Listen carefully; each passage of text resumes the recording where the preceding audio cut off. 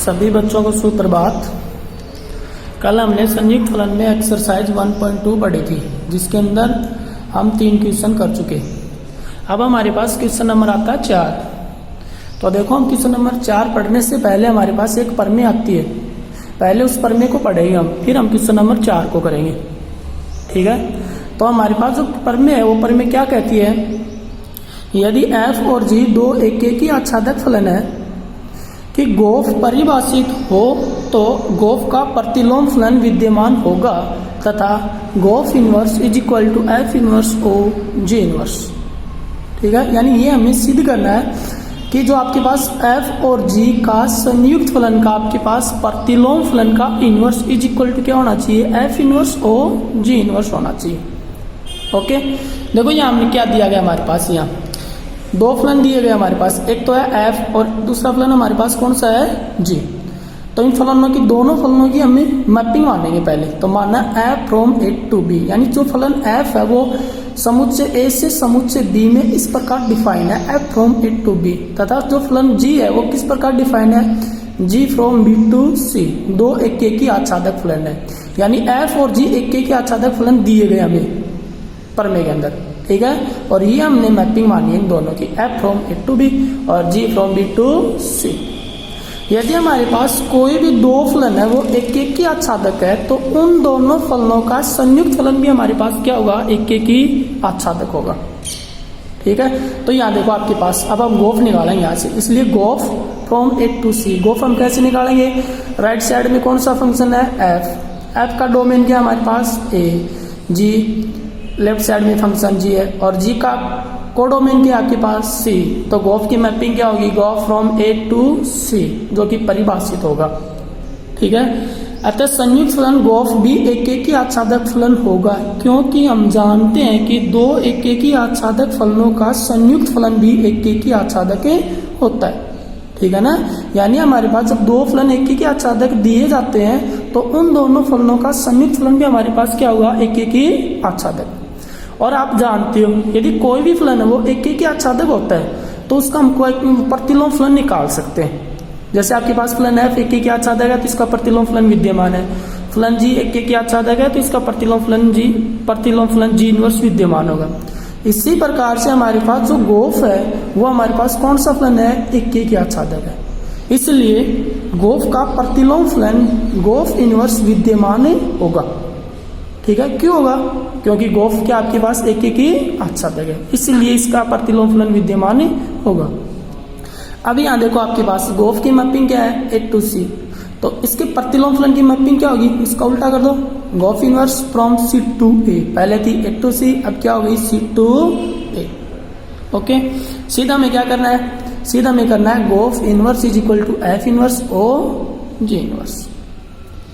अब देखो यहाँ आपके पास फलन है f from a to b, जो क्या आपके पास एक ही आच्छादक दिया गया हमें प्रमेय के अंदर, इसलिए f inverse b to a विद्यमान होगा। क्यों, क्योंकि फलन f एक ही आच्छादक है, तो इसका प्रतिलोम फलन विद्यमान होगा। तो प्रतिलोम फलन निकालो इसका, f from a to b है, तो f inverse from b to a विद्यमान होगा। दूसरा आपके पास फंक्शन है g from b to c, एक ही आच्छादक है, इसलिए g inverse c to b क्या होगा आपके पास, विद्यमान होगा। अब इन दोनों फलनों का हम कौन सा फलन निकालेंगे, संयुक्त फलन। जैसे आपके पास f और g का हमने संयुक्त फलन निकाला था गोफ, इसी प्रकार से हम निकालेंगे f inverse b to a g inverse c to b का संयुक्त फलन। तो इन दोनों का संयुक्त फलन क्या होगा, f inverse o g inverse from c to a। देखो बाद में हमारे पास कौन सा फंक्शन है, g इनवर्स। तो g इनवर्स जो फंक्शन है उसका हम क्या लेंगे, डोमेन। g इनवर्स का डोमेन क्या है, c, और f इनवर्स का डोमेन हमारे पास क्या है, नहीं, f इनवर्स का कोडोमेन क्या है, a। तो क्या हुआ, c टू a। यानी जो राइट साइड में जो फंक्शन दिया जाता है उसका तो हम लेते हैं डोमेन, और जो लेफ्ट साइड में जो फंक्शन दिया जाता है उसका हम क्या लेते हैं, कोडोमेन। तो वो आपके पास उन दोनों का क्या होगा, वो संयुक्त फलन की मैपिंग।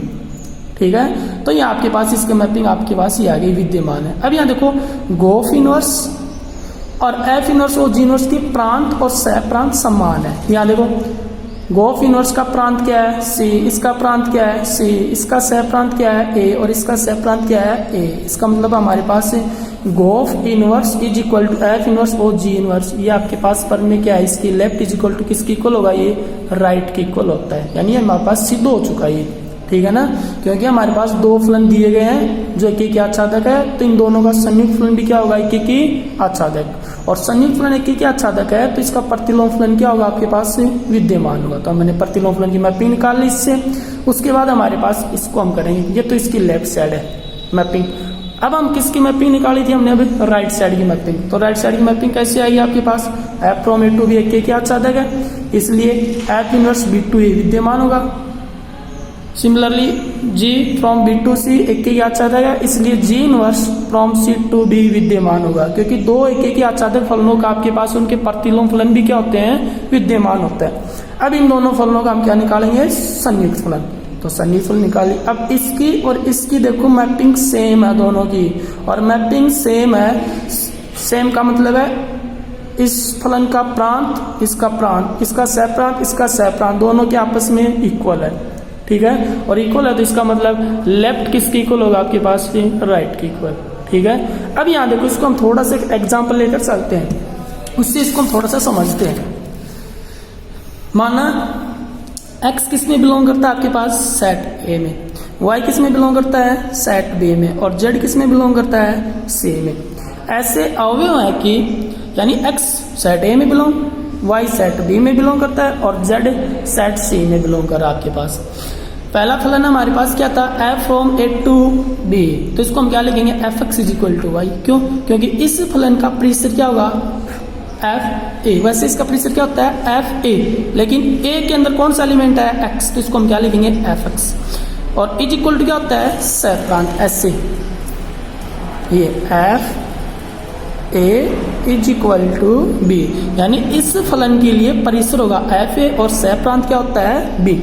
अब यहाँ देखो ए का मतलब ए में कौन सा एलिमेंट है, एक्स, तो मैंने यहाँ लिखा है एफ एक्स, और बी के अंदर कौन सा एलिमेंट है, वाई, तो यहाँ मैंने क्या लिखा है, वाई। ओके, अब यहाँ आपके पास दूसरा फलन है जी फ्रॉम बी टू सी, तो इसके लिए मैं क्या लिखूंगा, इसका प्रांत हमारे पास, इसका परिसर क्या आएगा फंक्शन जी का, G over B is equal to C, यानी फलन जी का परिसर और फलन जी का सह प्रांत इक्वल है।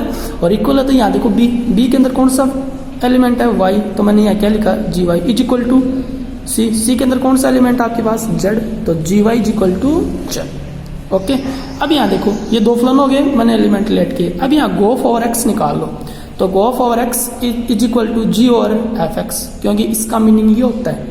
अब एफ एक्स की वैल्यू हमारे पास कितनी है, वाई, यहाँ पुट कर दो एफ एक्स की वैल्यू वाई, तो कितना हुआ, G Y, G Y is equal to Z, implies gof from A to C, यानी आपके पास यहाँ देखो गोफ over x is equal to कितना आता है, जेड। तो ये आपके पास x किस में बिलोंग करता है आपके पास, सेट ए में, और z किस में बिलोंग करता है आपके पास, सेट सी में। तो ये क्या हुआ, गो फ्रॉम ए टू सी। अब ये तो आपके पास क्या है, गो फलन। अब इसका हम क्या निकालेंगे, प्रतिलोम फलन। तो प्रतिलोम फलन निकालो, गोफ इनवर्स फ्रॉम सी टू ए, पहले था ए टू सी, अब क्या हुआ, सी टू ए, तो गोफ इनवर्स और z इज इक्वल टू कितना हुआ, x, क्योंकि इसका उल्टा हो गया। पहले आपके पास क्या था, इसको मैं ये भी लिख सकता हूं यहां से, g of over x is equal to z. तो यहाँ देखो x के ऊपर कौन ऑपरेट है, f, तो हम यहाँ आपके पास कौन सा सेट आएगा, a equal to z, z कौन से सेट के अंदर बिलोंग कर रहा है आपके पास से, सी में, तो ये आएगा सी। तो गोफ की मैपिंग बनेगी इसके अकॉर्डिंग, गोफ फ्रॉम ए टू सी। अब इसका प्रतिलोम फलन, तो प्रतिलोम फलन क्या होगा, g of inverse from C to a implies, अब यहाँ देखो x टू जेड था, अब यहाँ क्या हो जाएगा, z टू x, इसको डाल दो इक्वेशन फर्स्ट। ओके, तो पहले हमने निकाला गोफ इनवर्स, और ये हमारे पास परमे की कौन सी साइड है, लेफ्ट साइड आपके पास ये, ठीक है ना। तो लेफ्ट साइड के लिए आपके पास ये वैल्यू। उसके बाद हमारे पास पुनः अब हम राइट साइड को हम सोल्व करेंगे। तो राइट साइड के लिए हम क्या लिखेंगे, f x is equal to क्या आपके पास, वाई, तो यहाँ से x की वैल्यू फाइंड कर लो, एफ इनवर्स वाई, क्योंकि ऊपर आपके पास लिखा गया है F x is equal to y है, तो यहाँ x is equal to F inverse y. Similarly g Y is equal to z, तो y is equal to g inverse over z. अभी हम क्या निकालेंगे, परमे की राइट साइड। तो परमे की राइट साइड क्या है, एफ इनवर्स ओ जी इनवर्स जेड, और F inverse O ji inverse over Z is equal to, इसका मतलब क्या होगा आपके पास F inverse G inverse over Z, इसका मीनिंग ये होगा। यहाँ देखो जी इनवर्स जेड की वैल्यू कितनी है हमारे पास, यहाँ y, तो यहाँ y पुट कर दो, तो एफ इनवर्स y, और एफ इनवर्स y की वैल्यू कितनी है x, तो इसका मतलब देखो जेड इज इक्वल टू कितना आया आपके पास x, तो f inverse O ji inverse z is equal to x। और यहाँ देखो आपके पास इक्वेशन, इसको डाल दो इक्वेशन 2। इक्वेशन फर्स्ट देखो g of inverse z equal to x, और यहाँ भी क्या इक्वेशन 2 में f inverse O ji inverse over Z is equal to x, यानी दोनों वैल्यू आपस में क्या है, इक्वल। कहने का मतलब ये है कि जो आपके पास जो लेफ्ट साइड का जो आपके पास गोफ इनवर्स है उसके अंदर जेड की इमेज कितनी है एक्स, और राइट साइड में एफ इनवर्स ओ जी इनवर्स है उसमें भी जेड की इमेज कितनी है एक्स, इमेज का मतलब प्रतिबिंब, ठीक है। दूसरी कंडीशन के अकॉर्डिंग इसको हम ऐसे समझ सकते हैं कि गोफ इनवर्स की जो मैपिंग है आपके पास हो, तो गोफ इनवर्स की मैपिंग क्या है C2A, वही मैपिंग किसकी होगी आपके पास एफ इनवर्स ओ जी इनवर्स की मैपिंग क्या होगी C2A। तो हमारे पास इक्वेशन फर्स्ट और सेकंड दोनों क्या है, इक्वल, यानी समान है दोनों, और समान है तो हमारे पास दोनों इसकी क्या कर दो तुलना, और तुलना की तो g of inverse is equal to F inverse O ji inverse, यानी ये दोनों वैल्यू आपस में क्या होती है, इक्वल, लेफ्ट राइट के और राइट लेफ्ट के इक्वल। ओके, तो ये परमिट है हमारे पास। अब हम क्वेश्चन करेंगे 4 का, एक्सरसाइज 1.2 में 4 का क्वेश्चन। तो देखो क्वेश्चन नंबर 4 क्या कहता है,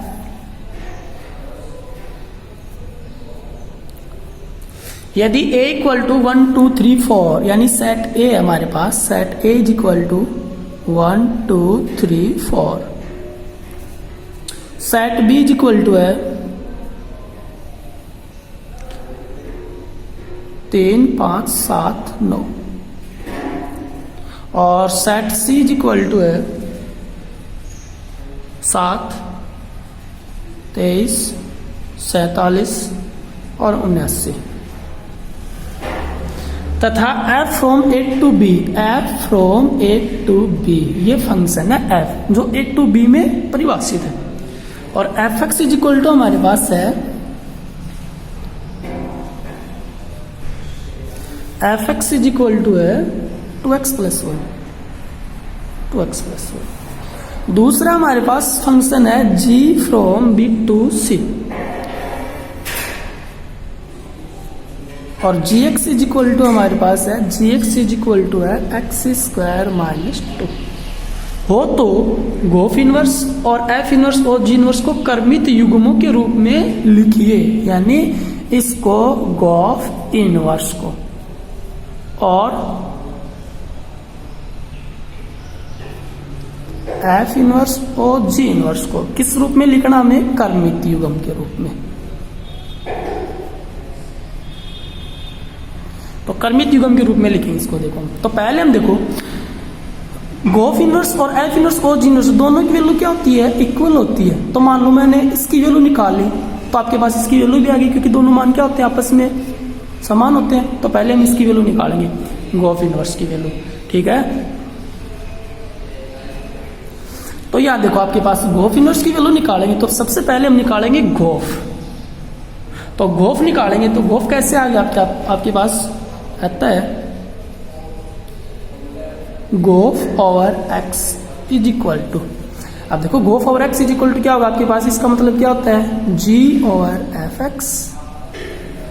अब यहाँ एफ एक्स की वैल्यू पुट कर दो, तो जी ओवर एफ एक्स की वैल्यू कितनी है हमारे पास, यहाँ 2x प्लस 1, तो 2x plus 1 is equal to, अब 2x प्लस 1 के ऊपर कौन सा फंक्शन ऑपरेट है, जी। तो ये वैल्यू हम कहाँ पुट करेंगे, जी एक्स के अंदर पुट कर दो, यहाँ x की जगह। तो क्या लिख दूं मैं, 2x प्लस 1 की होल स्क्वायर, और माइनस का हमारे पास कितना है 2। अब इसको सोल्व कर लो, इसकी स्क्वायर खोल लो, कितना है आपके पास स्क्वायर खोलने पर 4x स्क्वायर प्लस का 1 और प्लस के 4x minus 2 is equal to 4x square plus का 4x माइनस का 1। ये किसकी वैल्यू आ गई हमारे पास, गोफ और x की वैल्यू। अब हमें क्या निकालना है, गोफ का इनवर्स।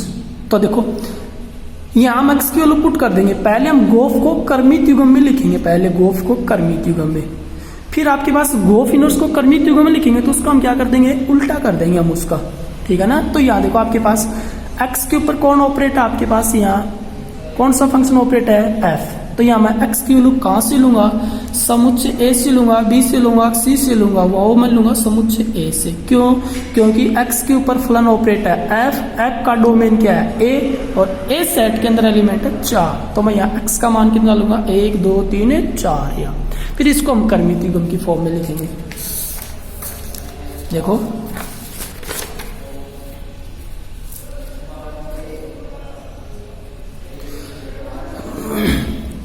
तो एक बार मैं वापस लिख लेता हूं उसको, g of over x is equal to 4x square plus का 4x माइनस 1, और x किसके अंदर बिलोंग करेगा आपके पास, a में। ओके, अब यहां लिखेंगे x इज इक्वल टू 1 2 3 4 रखने पर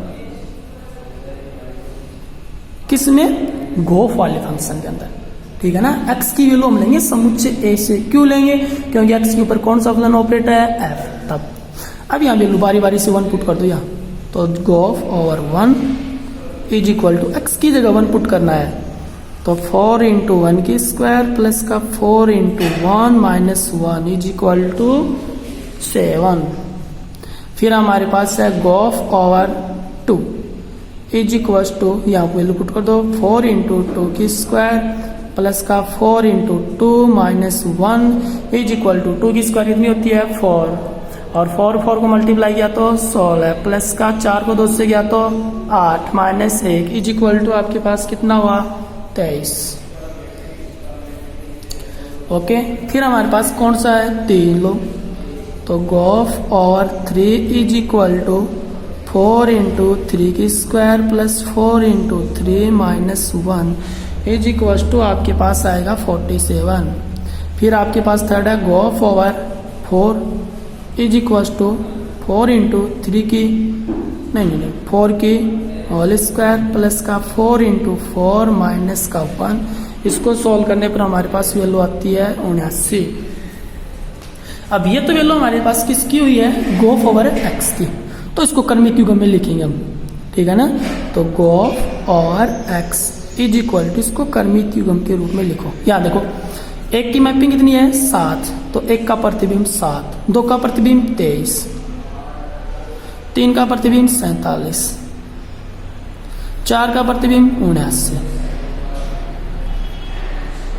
ओके, तो g of over x is equal to ये हमें क्या निकालना था, गोफ इनवर्स को कर्मित युग्म के रूप में लिखना था। तो यहाँ गोफ x आ गया। अब यहां देखो आपके पास गोफ ओवर x है, तो इसका प्रतिलोम फलन निकालेंगे, तो इसका प्रतिलोम फलन क्या होगा आपके पास, g of inverse over x is equal to, इसका उल्टा कर दो,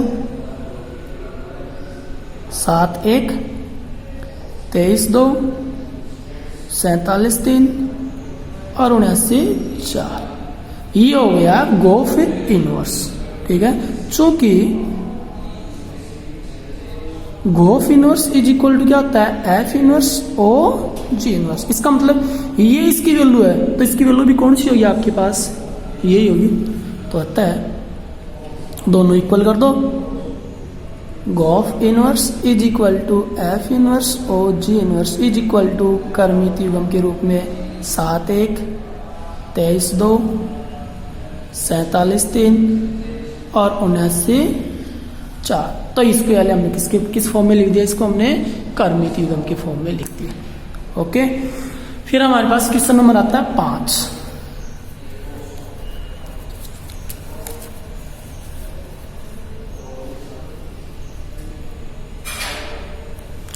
पांच का क्वेश्चन कह रहा है यदि f from r to r, फलन f की मैपिंग है r to r, f x equal to है ए एक्स प्लस बी और ए नॉट इक्वल 0 से परिभाषित हो तो सिद्ध कीजिए कि एफ एक की आच्छादक फलन है और एफ इनवर्स का प्रतिलोम फलन भी ज्ञात कीजिए। तो यहाँ देखो आपके पास फलन की मैपिंग है F from r to r, f from r to r. और एफ एक्स की वैल्यू हमारे पास है F x is equal to है ए एक्स प्लस बी और ए नॉट इक्वल क्या है 0 से परिभाषित हो। तो सिद्ध कीजिए कि एफ एक की आच्छादक फलन है, यानी हमें सिद्ध करना है कि ये फलन क्या है एक की आच्छादक। तो पहले फलन एफ एक्स को हम एक की दिखाएंगे, फिर आच्छादक दिखाएंगे, फिर हम चेक करेंगे ये एक की आच्छादक है या नहीं है। यदि आपके पास फलन एफ एक्स एक की आच्छादक है तो इसका हम प्रतिलोम फलन निकाल सकते हैं, अन्यथा इसका प्रतिलोम फलन नहीं निकलेगा। कब? जब ये एक की आच्छादक ना हो तब। तो पहले इसको हम एक की शो करेंगे, एक की फलन। अब यहां देखो इसको हम एक की फलन दिखाएंगे। तो पहले हम एक की फलन के लिए हम क्या करते हैं, कल हमने पढ़े भी थी, 2 क्वेश्चन किए थे हमने कल। तो एक की फलन के लिए हम क्या करेंगे, यहाँ 2 अवयव लेते हैं, 2 अवयव मानते हैं हम। माना x1 x2 belongs to R, किससे लेते हैं हम, वो प्रांत से लेते हैं। किससे लेंगे हम, वो प्रांत से। x1 x2 belongs to R, प्रांत से लेंगे, क्योंकि R ये देखो प्रांत फलन का R, तो प्रांत, क्योंकि R प्रांत और सह प्रांत दोनों सेम है तो ये हम प्रांत लिखेंगे, ठीक है ना। फिर आपके पास एक की परिभाषा क्या कहती है कि f(x1) is equal to f(x2)। अब यहाँ देखो फलन इक्वल है, बिंदु x1 बराबर फलन क्या आपके पास, यहाँ देखो f(x) इक्वल टू क्या है ax प्लस बी। यहाँ f(x1) है तो यहाँ x की जगह क्या पुट कर दो x1 प्लस, यहाँ x2 है तो यहाँ x की जगह क्या पुट कर दो x2, तो ax2 प्लस का b से b कैंसिल आउट, क्या बचा आपके पास ax1 is equal to ax2, a से a cancel, implies x1 is equal to x2। इसका मतलब क्या हुआ, हमने शुरू में फलन बराबर लेकर चले थे f(x1) is equal to f(x2) और उनके अवयव आपस में क्या दिखा दिए हमने, इक्वल। क्योंकि फलन बराबर है तो अवयव इक्वल आ जाते हैं, तो हमारे पास वो फलन कौन सा हो जाता है, वो एक की फलन हो जाता है। इसका मतलब ये है कि प्रांत के प्रत्येक अवयव का प्रतिबिंब सह प्रांत में क्या है, अलग अलग एक केवल और केवल एक, ठीक है ना। तो ये हमारे पास कौन सा फलन होगा, एक की फलन। अतः f एक की फलन है। अब इसको हमने एक की फलन दिखा दिया। अब हमारे पास इसको क्या दिखाना है, आच्छादक फलन।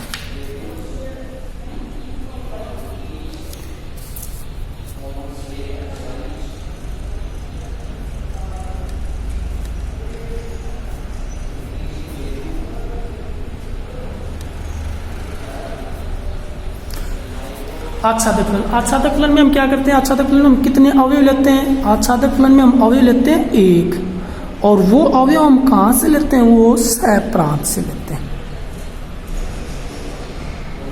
इनका वर्किंग रूल याद रखना, सह प्रांत। अब हम क्या करते हैं, यहाँ ये मैंने अवयव लिया एक y किसकी इक्वल होगा आपके पास से f(x) की इक्वल, तो f(x) is equal to y।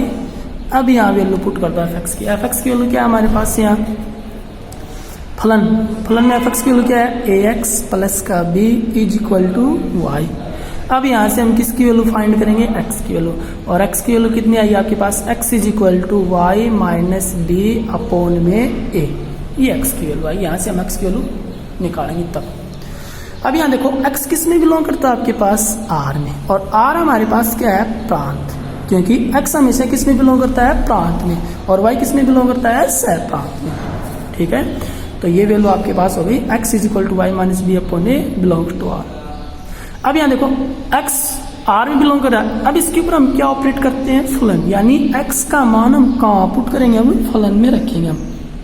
अतः फलन क्या आपके पास, f(x) इज इक्वल टू क्या था, ax प्लस का b, वैल्यू पुट कर दो, यहाँ x की वैल्यू यहाँ पुट करो, तो f over y minus b upon में a is equal to a into y minus b upon में a प्लस बी, a से a कैंसिल, क्या बचा y माइनस बी प्लस का b से b cancel is equal to y।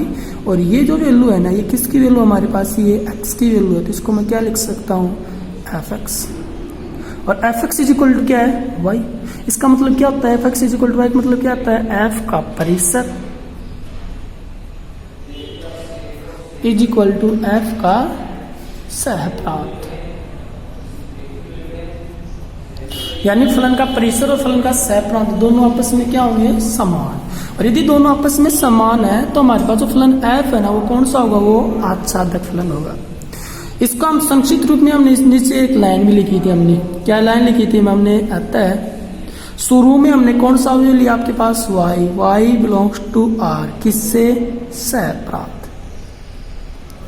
Implies there exist x belongs to r, प्रांत से, such that fx is equal to y। यहां देखो शुरू में हमने एक अवयव लिया y, किसमें बिलोंग करता है, वो सहप्रांत। वहां से हमने किसकी वैल्यू फाइंड की है, x का में से किसमें बिलोंग करता है, प्रांत में। तो देखो y बिलोंग्स टू r, सहप्रांत से। डियर एग्जिस्ट y कैसा अवयव विद्यमान होगा जो किसमें बिलोंग करेगा, प्रांत में। फिर x की वैल्यू हम कहां पुट करेंगे, फंक्शन में। ये x की वैल्यू कहां पुट करनी है, फलन में। और फिर हमारे पास क्या मिलता है, fx is equal to y, यानी फलन का परिसर इक्वल टू फलन का सहप्रांत। यदि ऐसी कंडीशन आती है तो हमारे पास जो फलन f है वो फलन f क्या होगा, आच्छादक फलन होगा। तो अतः f एक आच्छादक फलन है। अब यहां देखो जो फलन f है वो एकेकी भी है, आच्छादक भी है। इसका मतलब फलन f क्या होगा, एकेकी आच्छादक। और फलन f एकेकी आच्छादक है तो इसका प्रतिलोम फलन क्या होगा, विद्यमान होगा। इसलिए f एकेकी आच्छादक फलन होगा। अतः फलन f का प्रतिलोम फलन विद्यमान होगा।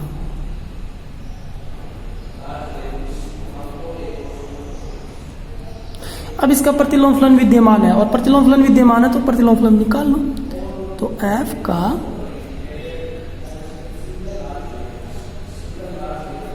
प्रतिलोम फलन, अब हमारे पास कोई भी फलन है, यदि उसका हम प्रतिलोम फलन निकालते हैं तो हम क्या लिखते हैं, माना fx is equal to y, यानी फलन को हम किसकी इक्वल करते हैं, y की इक्वल करते हैं। कोई भी फलन है उसका हम प्रतिलोम फलन निकालते हैं तो fx इज इक्वल टू क्या लिखते हैं, y। यहाँ से x की वैल्यू फाइंड कर लो। तो x इज इक्वल टू क्या है आपके पास, f इनवर्स y। अब यहाँ fx की वैल्यू पुट करो। fx की वैल्यू क्या है क्वेश्चन के अंदर, ax plus b is equal to y. अब यहाँ से हम किसकी वैल्यू फाइंड करेंगे, x की वैल्यू फाइंड करो। x की वैल्यू हमारे पास कितनी है, यहाँ से y माइनस बी अपॉन में a, और x की वैल्यू हमारे पास कितनी है, यहाँ ये वैल्यू पुट कर दो यहाँ। तो f inverse y is equal to y minus b upon a। अब जो फलन fx है वो किसके पदों में, वो x के पदों में है वो, और ये प्रतिलोम फलन किसके पदों में, y के पदों में। तो यहाँ y की जगह हम क्या पुट करेंगे, x। तो f inverse x is equal to x minus b upon a, और ये हमारे पास क्या आंसर है, फलन fx का प्रतिलोम फलन है f inverse. Okay, next question हमारे पास है 6 का।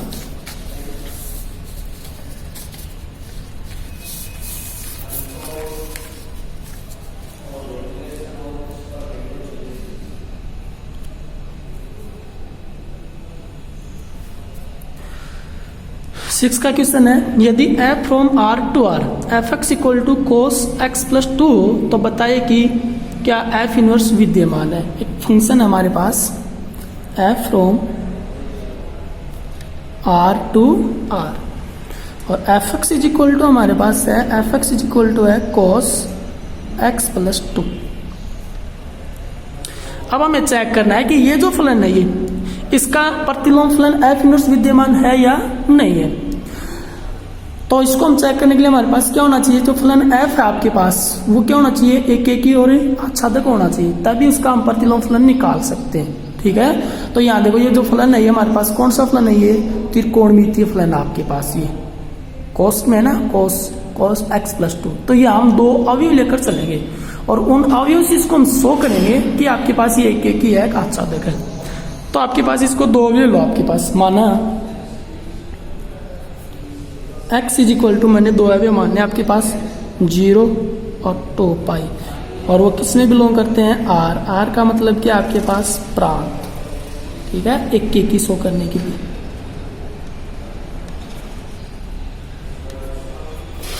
एक की फलन, तो एक की फलन के लिए हम कितने अवयव लेते हैं, 2। तो ये त्रिकोणमिति फलन है, तो यहाँ हम अवयव लेंगे x = 0, 2 pi belongs to r, और किससे में, प्रांत।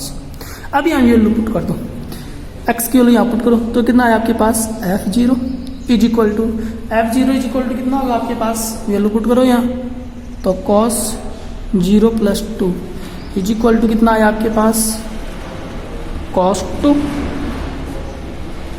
किसकी वैल्यू, f0 की वैल्यू, पुनः 2 पाई, तो f 2 pi equal to cos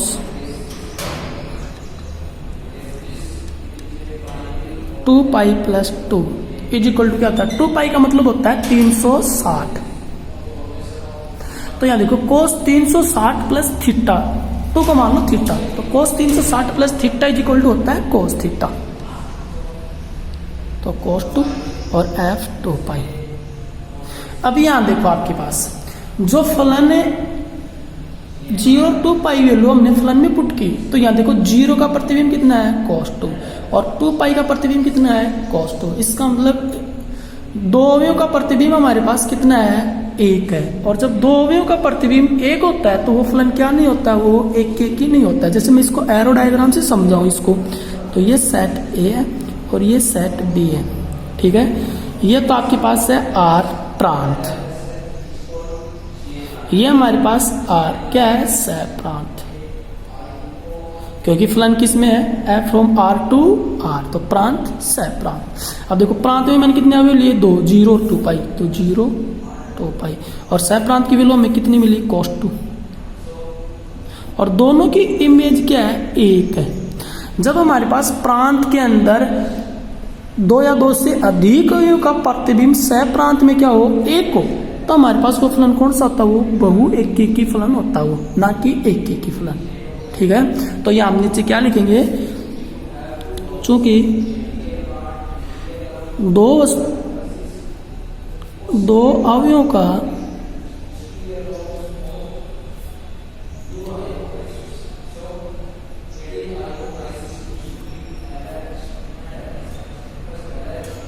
एक ही प्रतिबिंब, क्योंकि दो अवयवों का एक ही प्रतिबिंब है, इसलिए f एकेकी फलन नहीं होगा।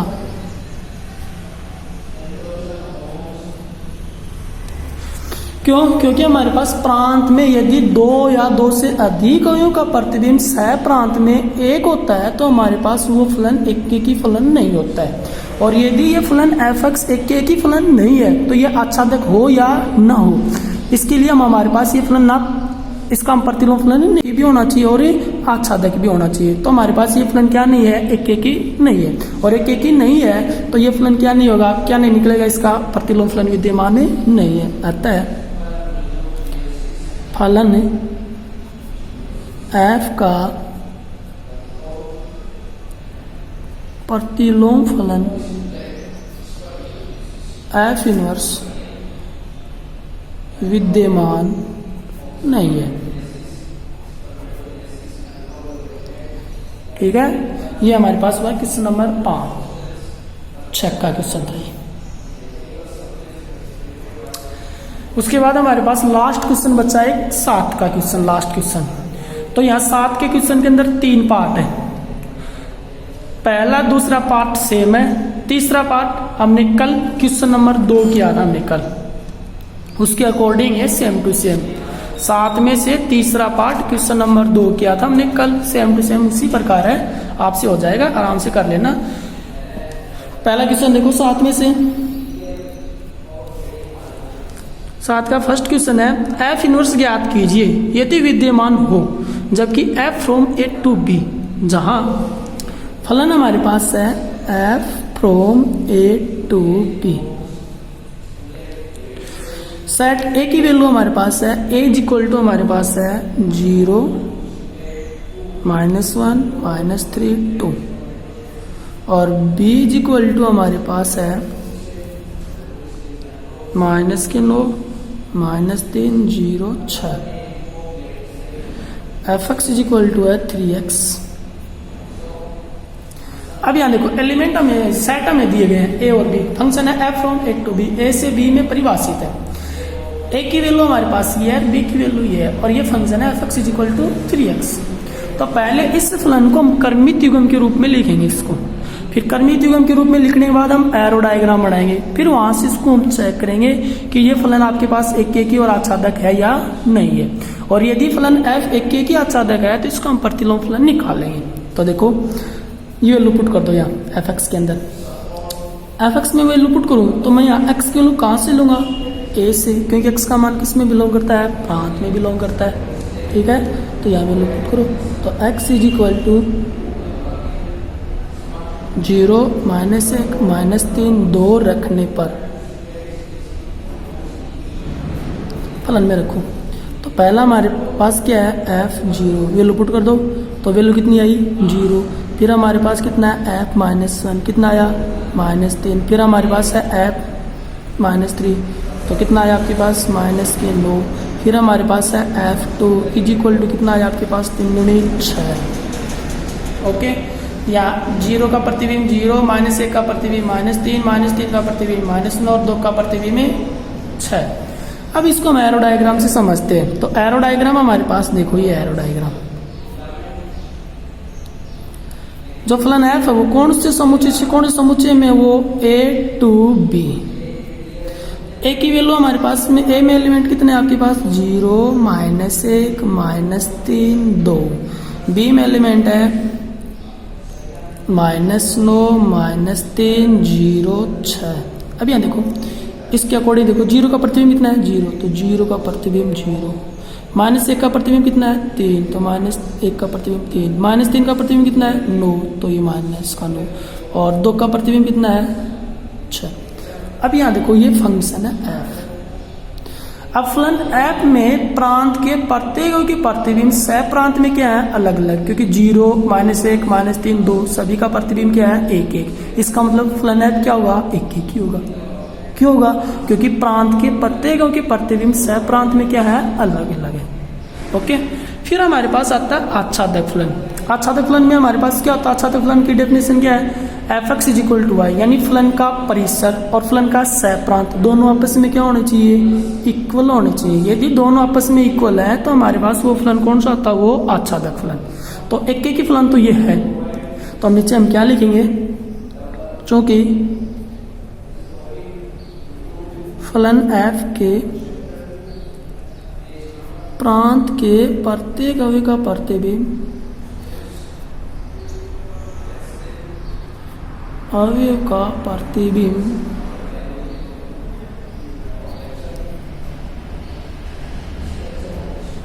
सह प्रांत में भिन्न भिन्न है, इसलिए f एक की फलन होगा। अब यहां देखो फलन f एक की फलन है। आच्छादक फलन के लिए हम क्या करते हैं, आच्छादक फलन के लिए आच्छादक फलन में हम क्या होता है, आच्छादक के लिए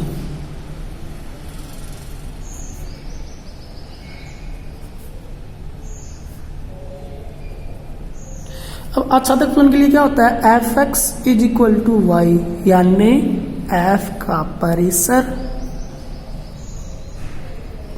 इज इक्वल टू एफ का सह प्रांत। एफ का परिसर और एफ का सह प्रांत दोनों इक्वल होते हैं। तो यहां देखो एरो डायग्राम में हमारे पास एफ का परिसर क्या था, एरो डायग्राम में एफ का परिसर क्या था, एरो डायग्राम में एफ का परिसर, तो एरो डायग्राम में एफ का परिसर देखो आपके पास ये रहा। एफ का परिसर क्या है, -9 -3 0 6। परिसर क्या होता है, समुच्चय बी के उन अवयवों के समुच्चय जो समुच्चय ए के क्या हो, प्रतिबिंब हो। तो यहाँ देखो समुच्चय बी के अंदर सभी अवयवों के प्रतिबिंब कहाँ है, ए में है। इसका मतलब परिसर हमारे पास कितना होगा, -9 -3 0 और आपके पास क्या है 6। सहप्रांत, सहप्रांत क्या होता है, फलन का सहप्रांत क्या होता है, समुच्चय बी। और समुच्चय बी का कितने एलिमेंट है, यही है -9 -3 0 6। अब यहाँ देखो जो फलन का परिसर और फलन का सहप्रांत दोनों वैल्यू आपस में क्या है, इक्वल है। और जब दोनों वैल्यू आपस में इक्वल होती है तो फलन हमारे पास एफ है, वो कौन सा फलन होता है, वो आच्छादक फलन होता है। अतः एफ आच्छादक फलन होगा। अब यहाँ देखो फलन एफ एक की भी है, आच्छादक भी है, तो इसका प्रतिलोम फलन क्या होगा, विद्यमान होगा। इसलिए एफ का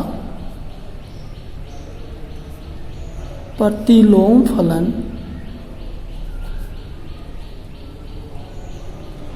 विद्यमान होगा। अब एफ का प्रतिलोम फलन विद्यमान होगा तो हम यहाँ एफ को कर्मित युग्म में लिखेंगे। अब तो एफ इज इक्वल टू कर्मित युग्म, तो एफ को हमने कर्मित युग्म के रूप में लिखा तो क्या है आपके पास, 0 का प्रतिबिंब 0, -1 का प्रतिबिंब हमारे पास कितना है